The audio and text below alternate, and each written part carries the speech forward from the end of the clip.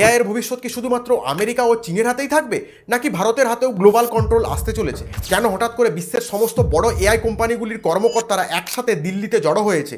এর আসল এজেন্ডা কি? ইন্ডিয়া এআই ইম্প্যাক্ট সামিট 2026 এটা কি শুধুই একটা বড় শো, নাকি এখান থেকেই ঠিক হতে চলেছে আগামী 10 বছরের এআই দুনিয়ার নিয়ম?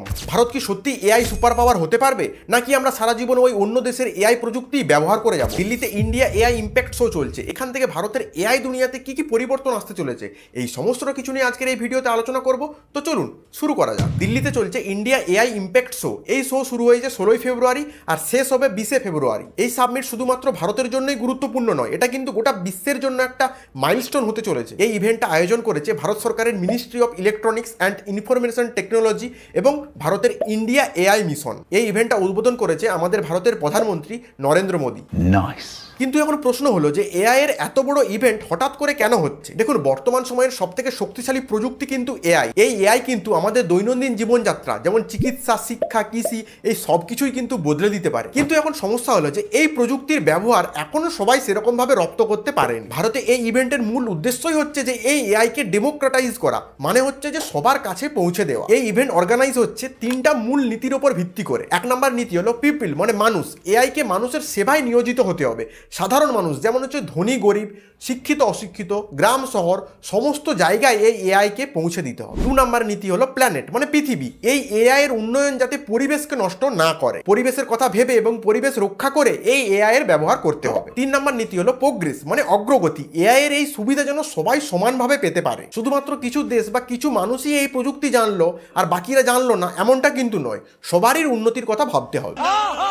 এই তিনটা নীতিকে কার্যকর করার জন্য রয়েছে আবার 7 চক্র। এই ক্ষেত্রগুলো হলো মানব পুঁজি উন্নয়নে সবাইকে অন্তর্ভুক্ত করা, বিশ্বাস ও নিরাপত্তা, রেজিলিয়েন্স বা সহনশীলতা, বিজ্ঞান ও গবেষণা, সম্পদ ব্যবস্থাপনা এবং লাস্টে রয়েছে সামাজিক কল্যাণ। এরপর বলি এই ইভেন্টে কে কে বড় বড় কর্মকর্তারা এসেছেন। এখানে উপস্থিত রয়েছে সমস্ত বড় বড় টেক জায়েন্টদের সিওরা। সুন্দর পিচাই গুগলের সিও, ওপেন এআই এর সিও, মানে যারা চ্যাট জিপিটি বানিয়েছে, স্যাম অল্টোম্যান, অ্যানথ্রোপিকের সিও, মানে যারা ক্লাউড এআই বানিয়েছে, দারিও আমোডেই। উপস্থিত রয়েছেন বিল গেটস, মাইক্রোসফটের প্রতিষ্ঠাতা। এছাড়াও উপস্থিত রয়েছে ভারতের বড় বড় ব্যবসায়ীরা, যেমন হচ্ছে মুকেশ আম্বানি, তারপর হচ্ছে নটরাজন চন্দ্রশেখরন, আরো অনেক বড় বড় ব্যবসায়ী। এছাড়াও উপস্থিত রয়েছে বিশ্বের বড় বড় দেশের নেতারা, যেমন হচ্ছে ফ্রান্সের প্রেসিডেন্ট ইমানুয়েল ম্যাক্রো। 20টিরও বেশি দেশের রাষ্ট্রপ্রধান এখানে উপস্থিত রয়েছে। এই ইন্ডিয়া এআই ইম্প্যাক্টে ঠিক কি কি হচ্ছে? 1 নম্বর হচ্ছে ইন্ডিয়া এআই ইম্প্যাক্ট এক্সপো 2026। 70,000 বর্গমিটার জায়গা জুড়ে একটা বিরাট বড় প্রদর্শনী। 30টিরও বেশি দেশ থেকে এসেছে 300 প্রদর্শক। 2 নম্বর হচ্ছে 3000-এরও বেশি বক্তা বিভিন্ন বিষয় নিয়ে শুধুমাত্র আলোচনা করবে। আর 3 নম্বর হলো 3টা গ্লোবাল চ্যালেঞ্জ। প্রথম হলো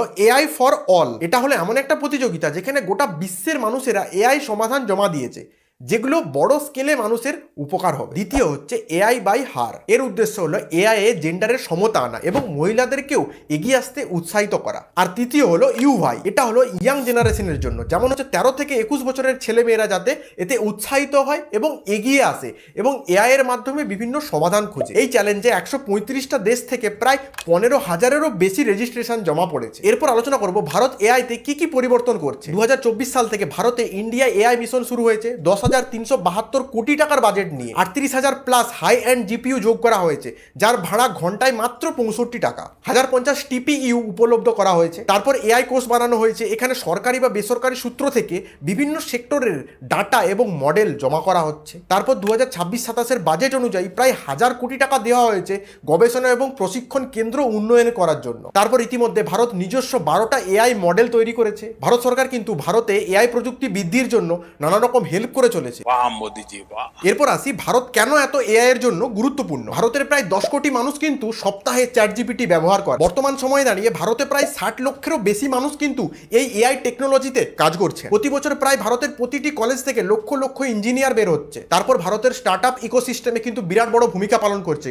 প্রায় 2 লক্ষেরও বেশি মানুষ এই স্টার্টআপের মাধ্যমে বিভিন্ন কোনো না কোনোভাবে এই এআই কে কিন্তু ব্যবহার করে চলেছে। বিশ্বের মধ্যে কিন্তু টপ 3 স্টার্টআপ ইকোসিস্টেমের মধ্যে রয়েছে ভারত, যেমন হচ্ছে ওপেন এআই, এআই মানে যারা চ্যাট জিপিটি বানিয়েছে তারা কিন্তু ভারতে অফিস খুলেছে এবং ভারতের বিভিন্ন সরকারি সংস্থাগুলির সাথে কাজ করছে। মেটা কিন্তু ভারতে আরও নতুন নতুন ডেটা সেন্টার চালু করছে। এই বড় বড় কোম্পানিগুলো বুঝতে পারছে যে ভারত শুধুমাত্র একটা বাজার নয়, এখানে এআই এর একটা মেজর হাব তৈরি হতে চলেছে ভবিষ্যতে। এরপর আলোচনা করি যে এই ইভেন্ট থেকে কি কি লাভ হতে পারে। ভারতে প্রায় $100 বিলিয়ন বিনিয়োগ নিয়ে আলোচনা করা হচ্ছে। তারপর পার্টনারশিপ মানে নতুন নতুন আন্তর্জাতিক সহযোগিতা তৈরি হতে চলেছে। তারপর ভারতে এআই প্রযুক্তি উন্নতির জন্য বিভিন্ন রকম দায়িত্বশীল ফ্রেমওয়ার্ক তৈরি হতে চলে। সব থেকে যেটা গুরুত্বপূর্ণ, ভারত কিন্তু চাইছে যে এই এআই প্রযুক্তি সামান্য কয়েক মানুষের মধ্যেই সীমাবদ্ধ থাকুক, তা কিন্তু নয়। ভারত কিন্তু চাইছে যে এই এআই প্রযুক্তির ব্যবহার যেন চারিদিকে ছড়িয়ে পড়ে এবং সবাই যাতে এর সুবিধা পায়। এই ইভেন্টে কিন্তু বিভিন্ন দেশের লিডাররা উপস্থিত আছেন, ফলে এখানে বিভিন্ন রকমের ডিসকাশন চলছে, পার্টনারশিপ তৈরি হচ্ছে। এইগুলো কিন্তু ভারতের জন্য খুবই ভালো হতে চলেছে। দেখুন, ভারত এটা প্রমাণ করতে চায় যে আমরা শুধু এআই কনজিউমার নয়, আমরা কিন্তু এআই ক্রিয়েটারও। এখন এটাই দেখার বিষয় যে এই ইভেন্টের পর কি কি চুক্তি হয়, কি কি ঘোষণা হয়। অ্যাট দ্য এন্ড আমি একটা কথাই বলবো যে এই এআই এর ভবিষ্যৎ নিয়ে আলোচনায় ভারতের কিন্তু একটা বিরাট বড় ভূমিকা রয়েছে। তো আজকের ভিডিও বাস এই পর্যন্তই। এই এআই ইম্প্যাক্ট নিয়ে আপনাদের কি মতামত তা কমেন্ট সেকশনে জানাতে পারেন। ভিডিওটি ভালো লেগে থাকলে একটা লাইক সাবস্ক্রাইব করে যাবেন। দেখা হবে পরের একটি ভিডিওতে। জয় হিন্দ।